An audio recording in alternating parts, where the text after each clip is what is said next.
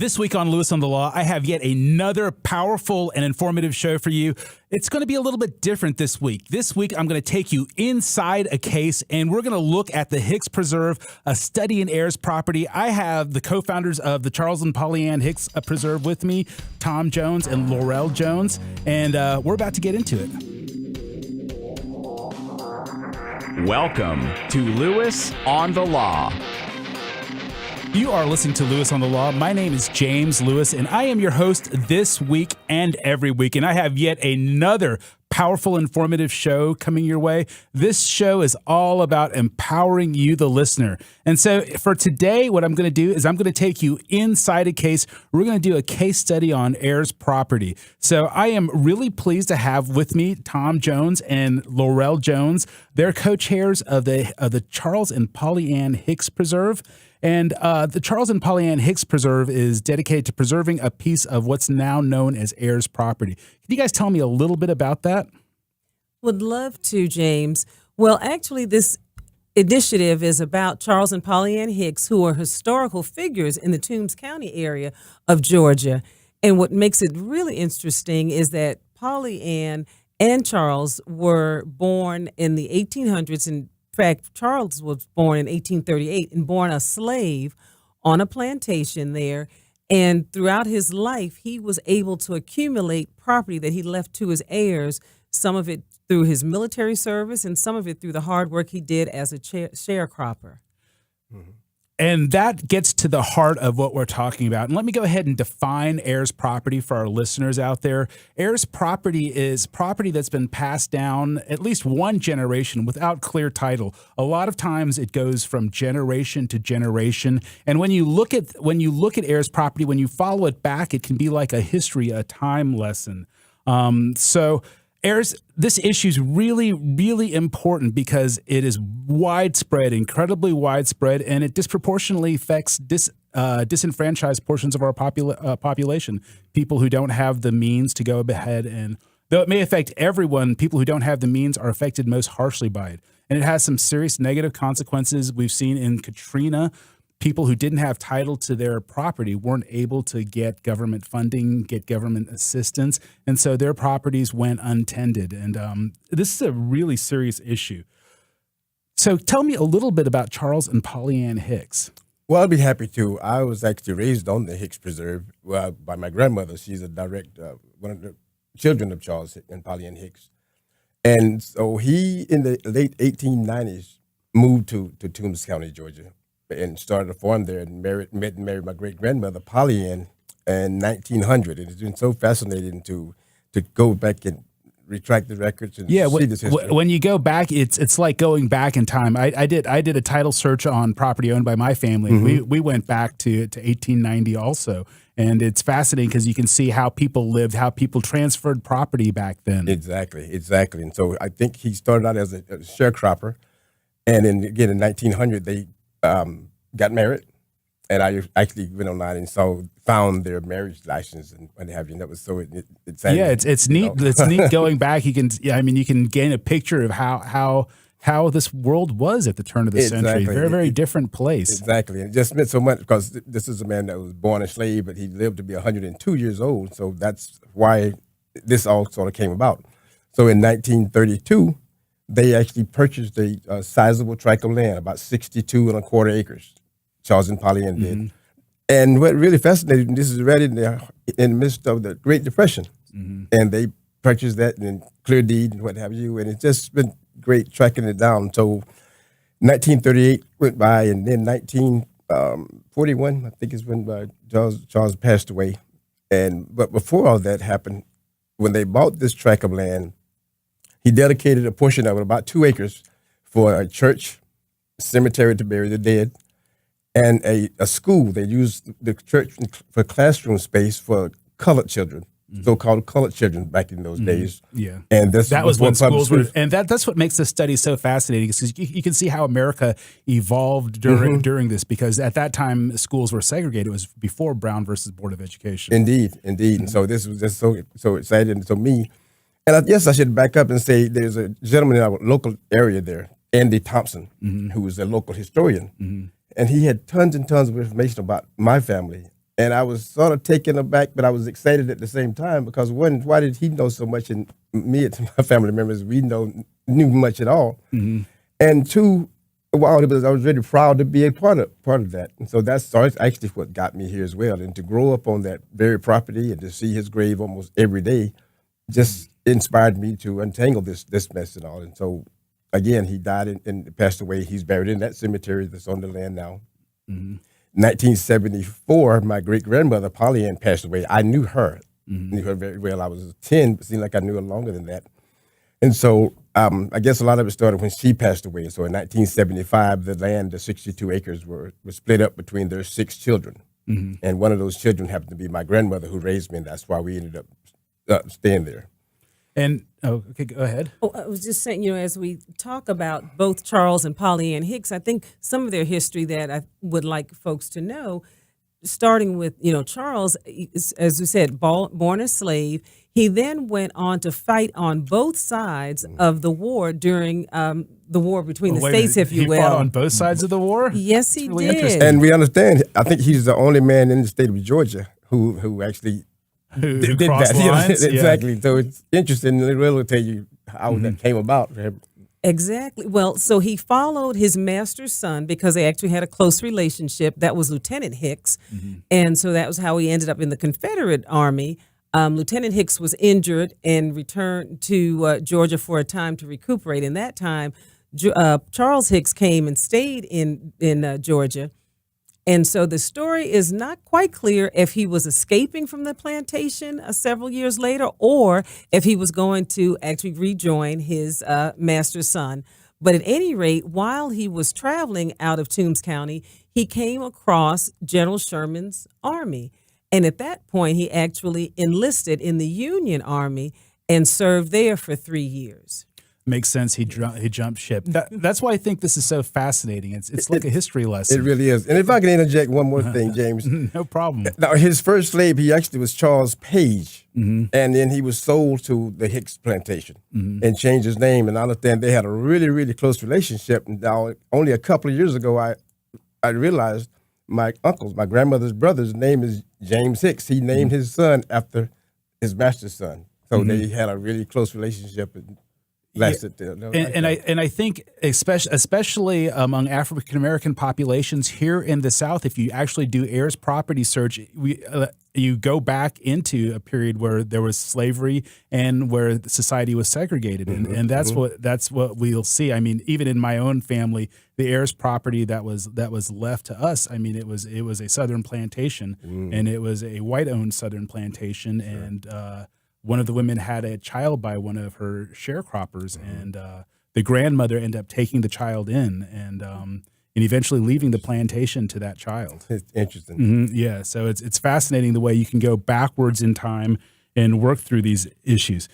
And then I mentioned about his military time and him going to Gettysburg with his master. Well, I actually have pictures that we put together a website, and on that website, and I know that language, master, is going to make a lot of people extremely uncomfortable. Here in Atlanta, it's But that was the vernacular of the time. That was the relationship. So I know that will make people uncomfortable. You listeners out there, I'm sorry, but we're getting into a period of time where, and when you look at heirs property, you're going to go back through America and see how America has changed, how society has changed, and some of the consequences of that change. It was a strain for me with some of the language, but I adapted it now and for the sake of this project. Yeah, you guys are comfortable using that. I at least, around here, people would be like, what? What did you say?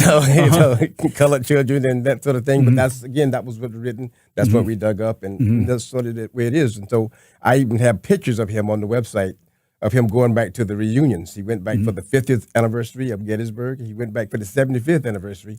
And I have a group picture of him and some of his fellow veterans, some of his battle buddies, if you will, modern day language. On the northern side or the Confederate side? He would actually attend both reunions. He'd go for the Union and for the Confederate. So he didn't step away from either one of them. And on his grave now, he has a Confederate footstone. We wouldn't allow him to put a headstone. We have a stone marker. But there's a footstone there in commemoration of his time with the Confederate Army.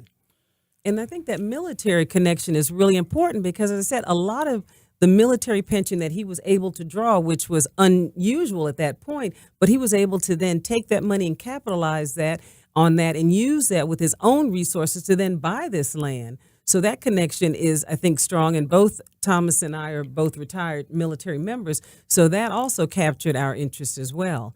The other thing that I think I would like our listeners to know is that Charles Hicks is one of the names that you would find if you go to D.C. to the African American Civil War Memorial. You will see him along with 2,900 or so others who served and are commemorated there. And actually, I went to that. I'm going to have to stop you guys right here. We're almost at the end of this segment. So you're listening to Lewis on the Law. When we get back, I'm here with Tom Jones and Laurell Jones. They're co-chairs of the Charles and Polly Ann Hicks Preserve. And we're talking about heirs property. I'm giving you an inside look at a case.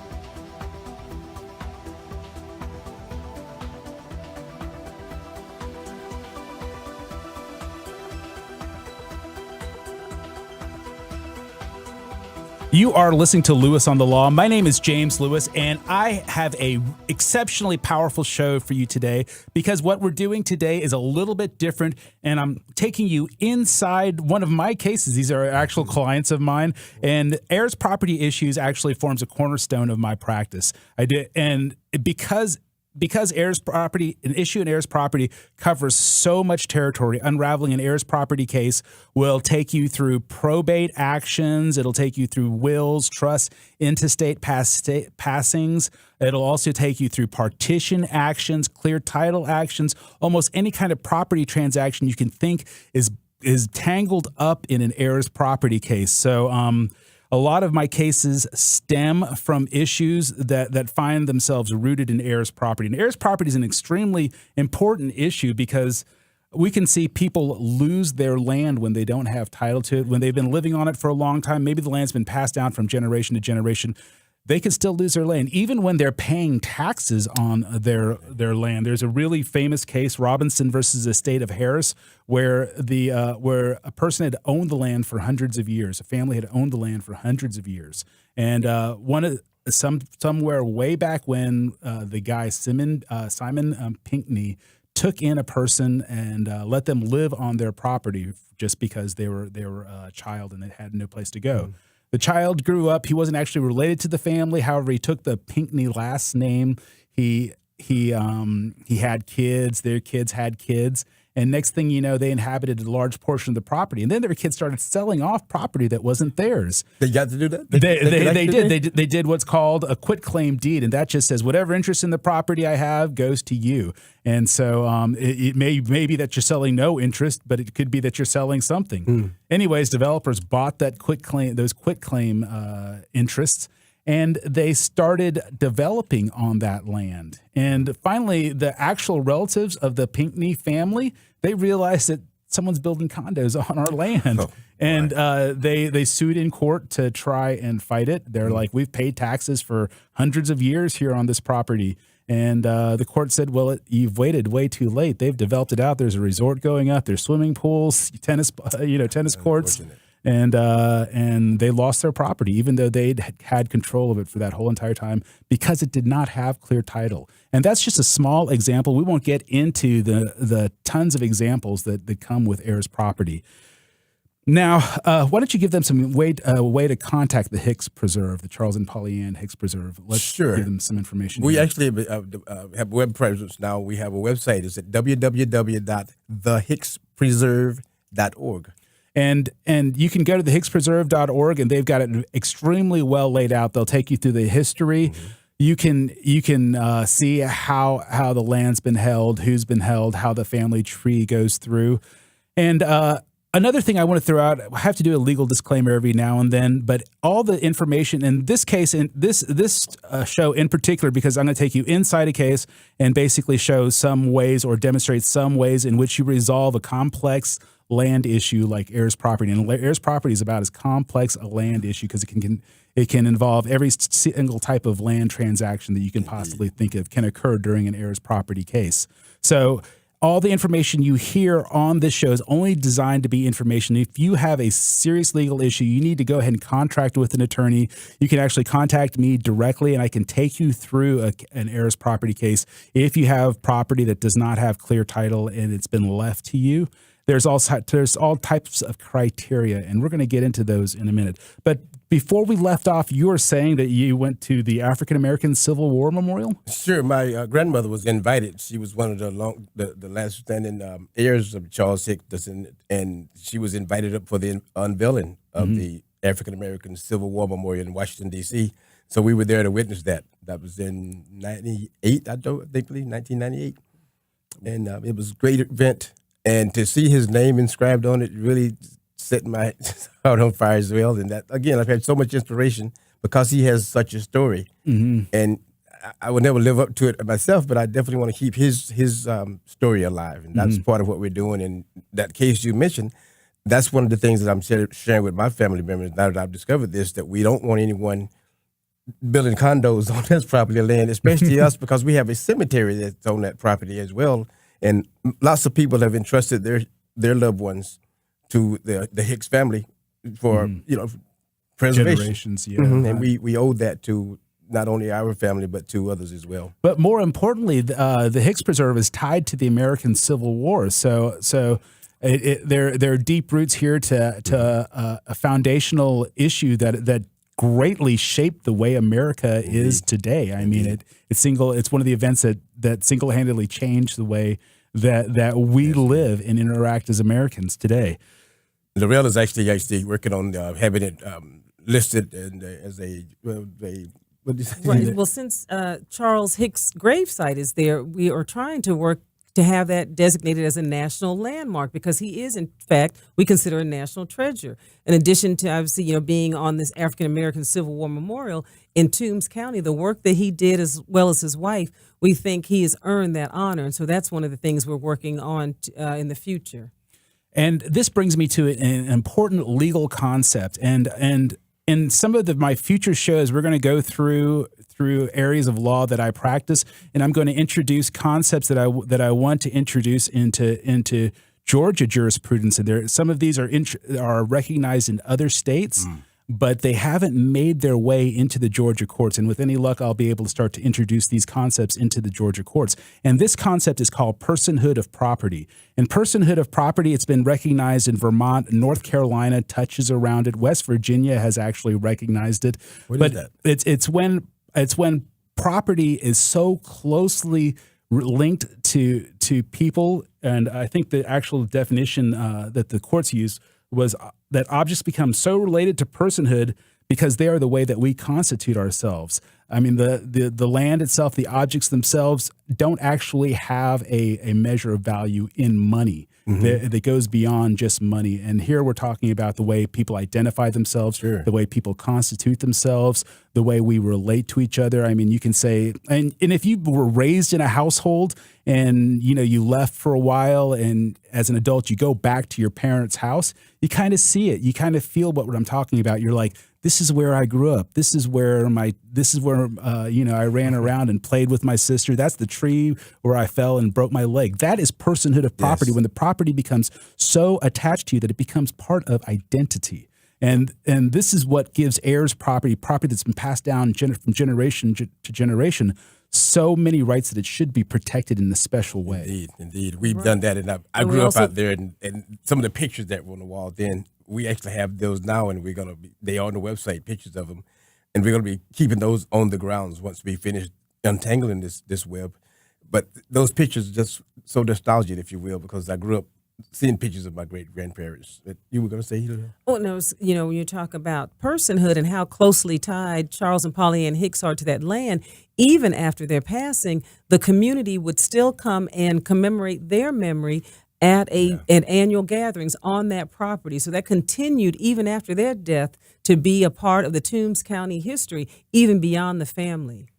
And that's exactly what we're getting at. I mean, even the family that's in my land, it's called the Harriet Lewis estate, and Harriet Lewis was my great grandmother, and wow. and so the name has been attached to the land. Matter of fact, I am named after the guy who first had clear title to our land, James Lewis. So when you look at the property deeds and things, it's like James Lewis. It was the last person who had clear title to that property, and so for me, it's like a wow, it's like a time machine a little bit. Only imagine, yes. Yeah. So let's talk a little bit about the land itself that you guys are trying to clear title to here, that's being held as heirs property. So where is it? It's actually in Toombs County, Georgia, just outside of Lyons, about 2.5 miles outside of the city limits of Lyons, Georgia, down in the southeast, about 85 miles west of Savannah.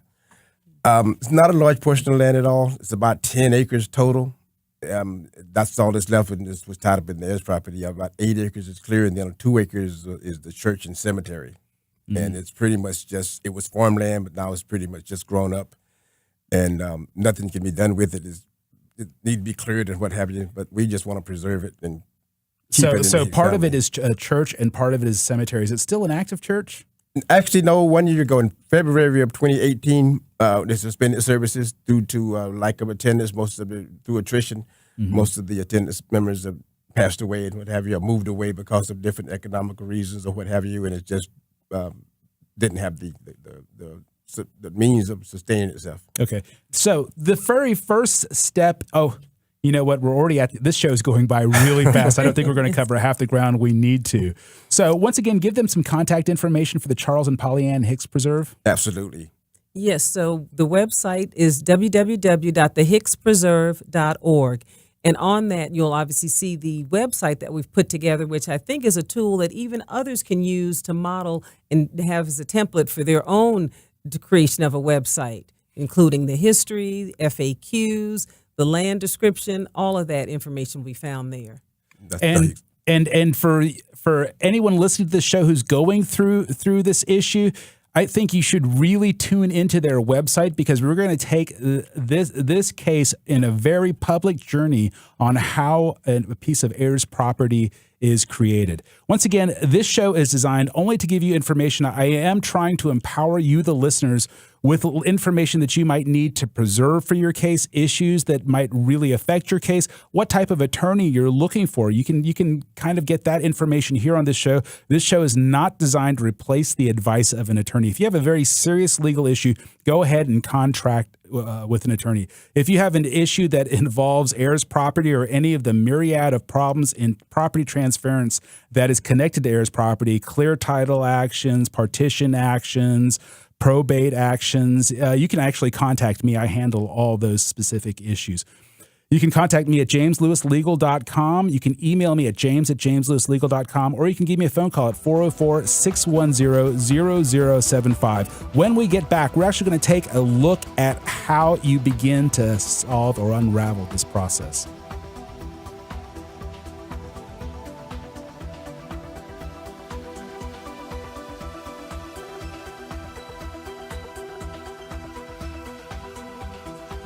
You are listening to Lewis on the Law, and I have yet another powerful and empowering show for you today, because today we're talking about an area of law that's really close to my heart. It's heirs property, and it's one of the reasons why I practice the type of law that I do.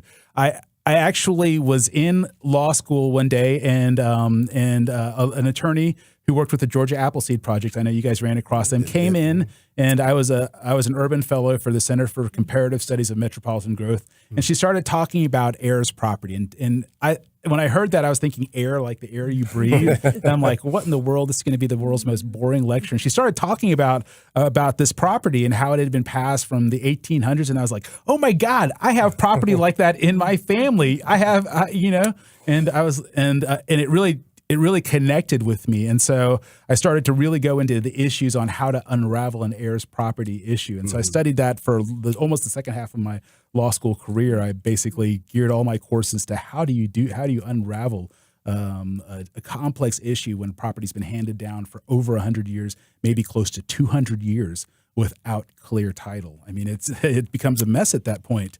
So, and like I said, this case, if you follow their website, it's going to be really invaluable to you because you're going to follow the process that a family takes to unravel an heirs property case. Why don't you give them some contact information for your website? Because I think it's going to be a great resource for all you listeners out there dealing with this issue. Absolutely, because we also want to empower others to go on the journey that we're going on. And you can find information at www.thehickspreserve.org. Excellent. So, clearing title. That's where we're at now. We're going to take the steps to clearing title. Okay, so for the very first thing you're going to have to do is you're going to have to figure out who has an interest in that property. So you're going to have to do a family tree, and that can get complicated, especially when the property is over 100 years old, or maybe more than that, close to 200. So you guys did a family tree. Tell me a little bit about that experience. Well, I laugh when you say over 100 years. First, how many heirs? Well, I was going to say it's over 100 heirs. Actually, okay. Now that we over 100 heirs. Over 100 heirs. That's an incredible number. It really is. And so go ahead, Dale. Well, so, you talk about this family tree, which is a huge family tree. So what we started interviewing family members, particularly those in the area at Vidalia, right there near the property, to find out, who do you know as descendants. And so in addition to that interview, what we're doing as we're kind of building the family tree, we're developing a road show, if you will. Mm-hmm. And so we mentioned our website, the hickspreserve.org, which has a presentation that we've done. It's also an interview that we've done that's recorded so that individuals can listen to the story even before we make contact with them personally. So we're continuing to build this family tree. We're continuing to get contact information and trying to tell the story in a clear, coherent manner that stretches over 100 years. And so we're now taking this road show on the road. We were literally in Vidalia just yesterday, had a hugely successful meeting with the 5 descendants of Lily B. Jones, which is Thomas's grandmother. And so we talked to her children, including my mother-in-law and aunts and uncles. And all of those individuals signed the quitclaim deeds so that they have now signed over their nominal interest. And so that's the first 5, and so 95 plus to go. But we were really pleased to have the opportunity to get them on board with this initiative. And what happened is, because I grew up out there, I knew all of the original descendants and most of their children. So I know someone in each branch of the tree, if you will. And I don't know all 100 or over 100 heirs, but I do know someone in each one of the families. And so we're using as Laurell mentioned, who do you know concept to continue to build contacts and make contacts and get this information in front of them and ask them to do exactly what the other family members are doing now, and that's transferring their interest. I think is what you told me the term was. And that is the second step. After you've identified all the heirs out there, go ahead and begin to consolidate the interest, and that's what they're doing through quitclaim deeds, and that's the easiest way. You can just go ahead and get people to quitclaim their interest over to the Charles Hicks Preserve, and that's an extremely important thing. Is who are they consolidating their interest to, or who are they assigning their interest to? They're turning it over to the Charles and Polly and Hicks Preserve. It's an initiative, and that's going to become the collective owner. And that's really important, because there's several ways in which a family can go ahead and orchestrate this, or how they can create an entity that will hold the land. One of the ways is a corporation, the method that you've chosen, and another way is a trust. And a corporation has a lot more flexibility than a trust does. A trust has an easier transition mechanism built within a trust. So there are different ways, and depending on the land's ultimate objective, there are different ways to hold this land. Now, so you guys have people basically quit claiming their interest to the trust. How's that going so far? Actually, so far so good. We made our first contact again just yesterday, and those were again the closest people that some of them actually live on the ground still today, and they were actually excited to do this because they now see the dangers of being powerless, and we are powerless when there's over 100 people owning anything.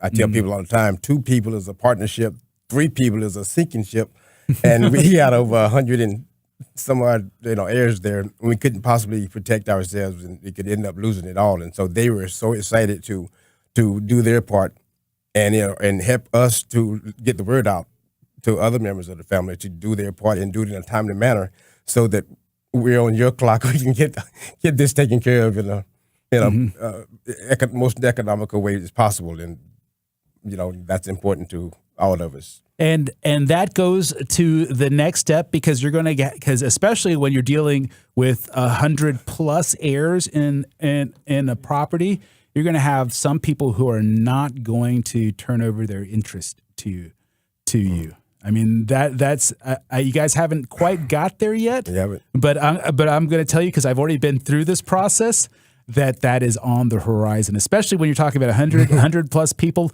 not all of them are going to turn over their interest to you willingly. Well, I've shared this, and I tell people, I said, I know that's true. That's human behavior, just basic. But I think I hope our case is a little different in that, one, we don't have anything to gain from it. There's no monetary value. I think it's priceless to hold on to what's left of their estate.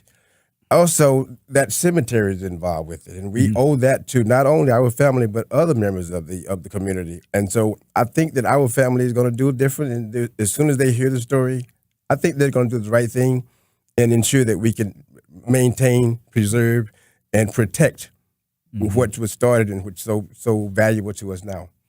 And I hope that your sales pitch is smooth enough. I had 7 members in my family. Only 7? Only 7, 7, and yet there was a 2-year-long ordeal just to get everybody on the same page. And there's still that one crazy uncle who is not on the same. That's page. Not the Hicks clan. The Hickses don't. Do you guys are much way. more reasonable. The than the Hickses Lewis do family, the right huh? thing. Okay, you Because guys. you look at it, Charles and Polly Ann did something very unusual and very selfless when they did this. And Charles Hicks got a pension back in those days. He could have thrown that money away. He could have did anything with it. And he decided to do something to cause generational wealth. Although we didn't do particularly probably what he had in mind, but they made some sacrifices. And now this is a small sacrifice for our family members to pay. I'm not a direct heir. But I think that anyone who sees this and has an opportunity to participate, I think they'll do what Hickses do. Okay. And like I said, I admire your optimism, but that gets to step 3 in this process that I want to work people through, and that's a divestment of interest of the people who are not willing to go along. Well, I'd be interested to hear that just in case. Yeah, just in case. So in Georgia law, you can demand an accounting from co-tenants. And if you have been paying the taxes on the property, go ahead and hit them with the bill for their share of property taxes that they haven't been paying for all these years. Well, we're over $15,000 now in taxes, and I've actually been paying those taxes over the years just because we didn't want to lose it. There's been a couple of times when they posted signs on it, the county has, about taxes due and auctioning it off and things of that nature. So we're over $15,000, and then the taxes are due for 2018 now. So I didn't know that was even an option. Yeah, there isn't an option, and it's a demand for an accounting. We are already at the end of this segment. I've only gotten 3 steps into a huge and complicated legal process. So give them some contact information for the Charles and Polly Ann Hicks Preserve. Sure, that's absolutely www.thehickspreserve.org. Thehickspreserve.org. There we find all our contact information and wealth of information that we put together. You're listening to Lewis on the Law, and this show in particular is going to sound like I'm giving you legal advice out there because I'm taking you through the steps on a legal issue. However, this is only designed to give you information. This is not designed to replace the advice of an attorney. If you haven't, I am an attorney, but I am only giving you information in this context. There's too many of you guys out there, and each situation is too different for you guys to take this as more than just a first step in your legal process. This will help you decide what type of issues, if you actually have a case, what type of things you need to preserve. All my old shows are preserved on my website. So you can go to my website. They're all archived there. I have the podcasts, which preserve all the shows. I have the video page, which preserves a lot of shows in a really nice, cool to look at video format. You can always contact me at jameslewislegal.com. You can email me at james@jameslewislegal.com, or you can give me a phone call at 404-610-0075. Once again, that's 404-610-0075. When we get back, we're going to get deeper into this process.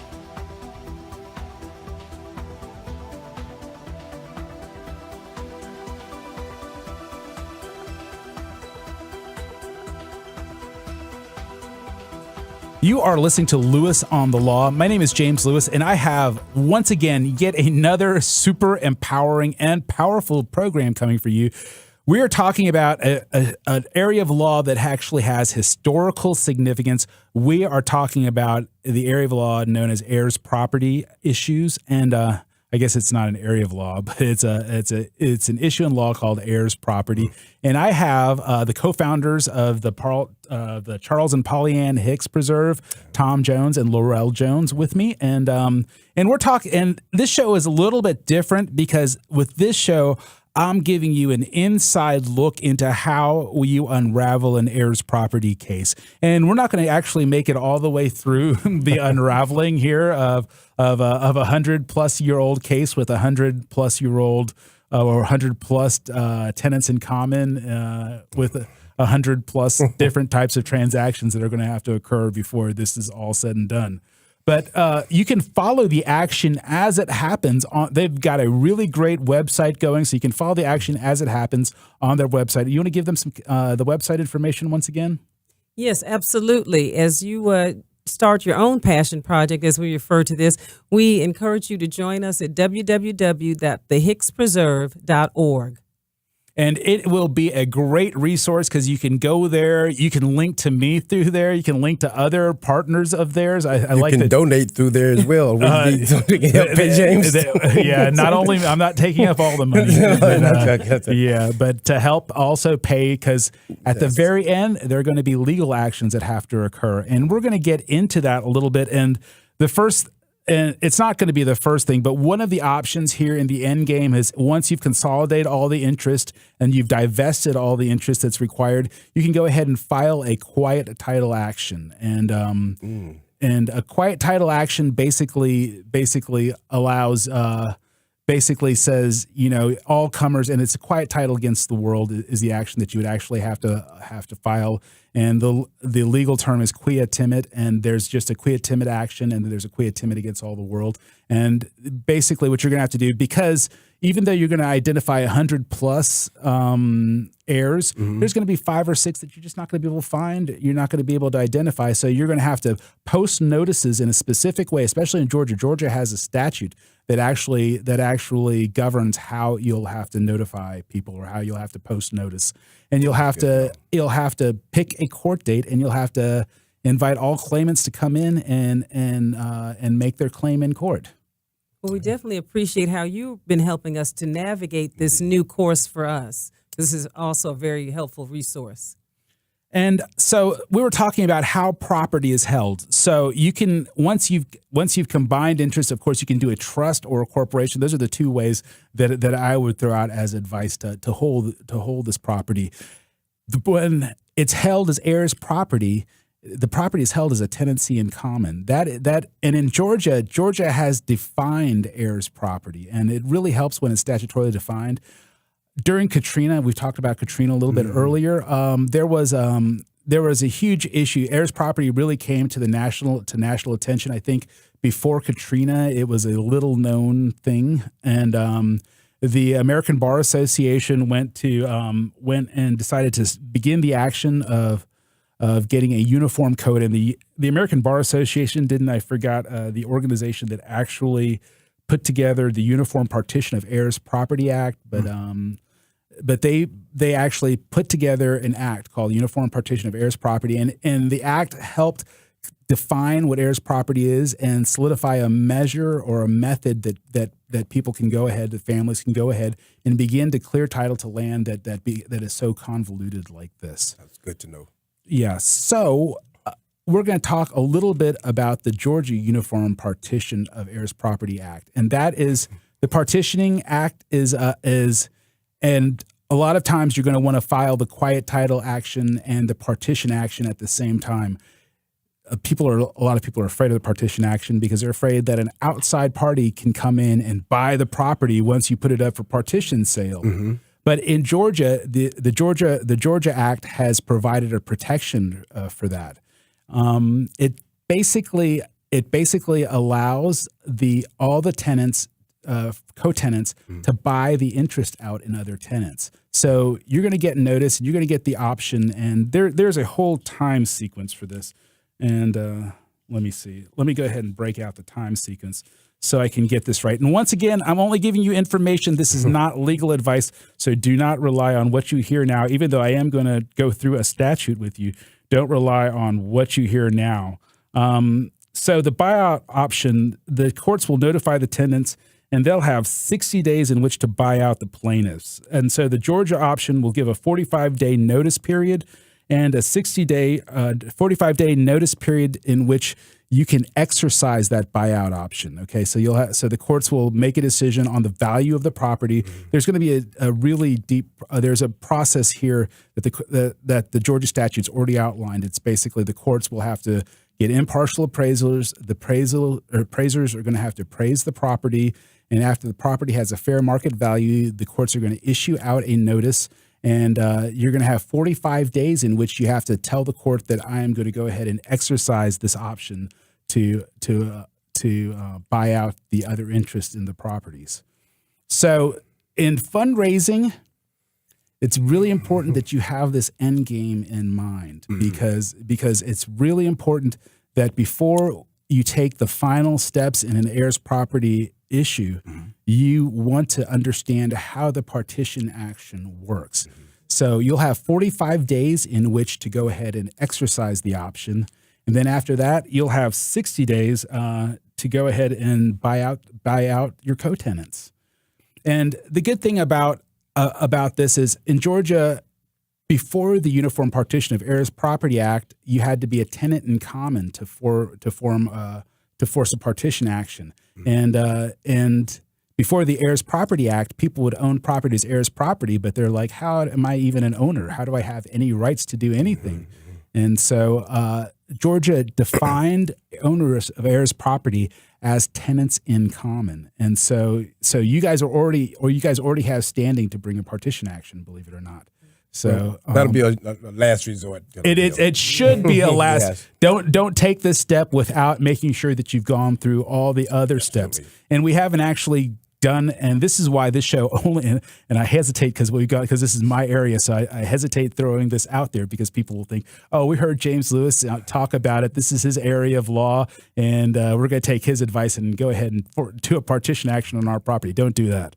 If you have if you're getting into this, go ahead and if you don't contact me, go ahead and contact the Georgia Heirs Property Law Center. They will be able to connect you with attorneys who deal in this area. And you want an attorney who's been through this and has some understanding of how to clear title in a complex title situation. So contact the Georgia Heirs Property Law Center. You can find them online. I don't actually have their website information, but if you go to my website, jameslewislegal.com, you can see all the old shows, and I have a great show with Joanne Johnson and Gendry Mander, and where we talk about heirs property. It's kind of an introduction show to this show where we get a little bit deeper into this action. So you don't want to do a partition action yet. No, we do it the right way, the family way, the Hicks way. Yeah, exactly. And so their website, you'll be able to donate on their website, and contrary to what was said, not all of it's going to attorney's fees. Most of it will actually be put in place to go ahead and clear title to this property, which might take some buying out of other people's interest who have been identified, and that is the last resort, because in that situation, you haven't divested them of their interest. They still have some interest in the property. They still don't want to turn it over to you. You still want to clear title to the property. So you force a partition action on the property, and they will have to go ahead and turn that over to you. So we're getting close to the end of our time, but not quite. So did you guys want to talk a little bit more about the Charles and Polly Ann Hicks Preserve? Is there anything else you want to say about it? Well, I guess we might want to talk about some of our future plans for this, because excellent. this is a historic site that we're trying to obviously get identified as a historic landmark. but we also want to maybe use it because Georgia, as those of you who are listeners in this area, it's a beautiful area. We're here in Georgia in the springtime. It's fabulous. And so we want to use that property as a nature preserve, if you will. I mean, I see magnolias, I see rhododendron bushes, I see just a way to preserve nature and allow people to come out there and enjoy what the property is. And that gets to another area or another type of way in which the land can be held and used, and that is for conservation use or establishing a conservation easement or allowing another company or group to have a conservation easement over the land. However, that is a show all in itself. So I just wanted to throw that out. And once again, I got to throw this disclaimer out because I've only given you not even half the information. We've only gone through half of this outline, and that was only going to give you a quarter of the information necessary to actually clear title to a convoluted process like heirs property. So once again, give them some contact information for you guys. Sure, that's www.thehickspreserve.org. That's www.thehickspreserve.org. You're listening to Lewis on the Law. This show went by really fast. I didn't get to half the things that I wanted to talk about, but that's the way it is when you're having fun. Who knew that the law could be fun, interesting, and exciting? Thank you for that. I know. You didn't know that, did you? I did not. Yeah. Exactly. Never has in the past. I know, right? People are like, lawyers are old, staid, and boring, and it's fun, exciting, interesting, and impactful. And we've enjoyed sharing this story. We absolutely want the world to know about the story of my great-grandparents, Charles and Polly Ann Hicks. Thanks. Yeah. And so I would like to thank Tom Jones, Laurell Jones, co-chairs of the Charles and Polly Ann Hicks Preserve, for coming on air and talking about this extremely important issue with me. Once again, I would like to thank the guys who make the miracle happen, the soothsayer of sound over here, Sam Davis, pushing the buttons, making the knobs work. The villain of video over there, Anthony Cook. He's sitting there smiling, very smug. I had a great time, you guys. And next week, I have the director of the Georgia Lawyers for the Arts coming on, and he's going to talk about intellectual property issues for startups.